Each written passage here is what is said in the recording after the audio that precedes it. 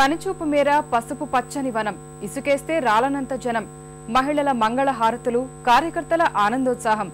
ఇది చంద్రబాబు పాదయాత్ర తొలి రోజు ముఖ చిత్రం. ప్రజా సమస్యల పరిష్కారమే ధ్యేయంగా చేపట్టిన పాదయాత్రలో అశేష జనవాహిని తాము సైతం అంటూ ముందుకు కదిలింది.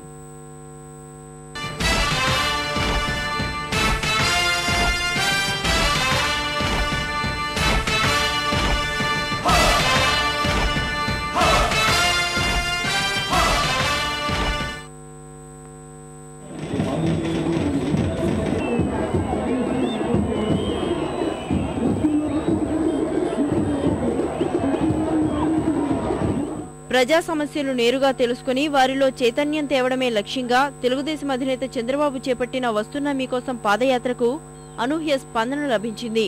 బెంగళూరు నుంచి కుటుంబ సభ్యులతో కలిసి హిందూపురం బయలుదేరిన చంద్రబాబుకు సరిహద్దు నుంచే అభిమానుల స్వాగతాలు, అభినందనలు వెల్లువెత్తాయి.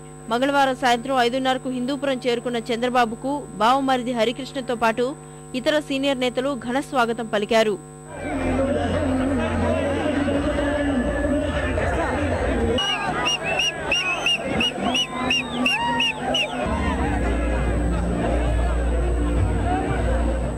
జనసందోహం మధ్య చంద్రబాబు సూగూరు ఆంజనేయ స్వామి ఆలయానికి చేరుకున్నారు. కుటుంబ సభ్యులతో కలిసి ఆంజనేయ స్వామికి ప్రత్యేక పూజలు నిర్వహించిన ఆయన జాతీయ నాయకులు ఎన్టీఆర్ విగ్రహాలను ఆవిష్కరించారు. గాంధీ జయంతిని స్మరించుకుంటూ రాట్నం తిప్పారు. మహిళల మంగళహారతులు అందుకొని బాబు పాదయాత్రను ప్రారంభించారు.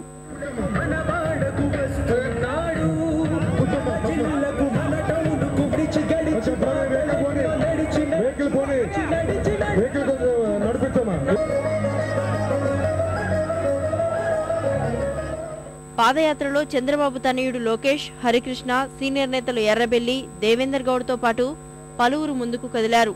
పట్టణంలో ఏ దారిలో చూసినా జనసందోహమే కనిపించింది. యాత్రకు తాము సైతం అంటూ జనం ముందుకు కదిలారు.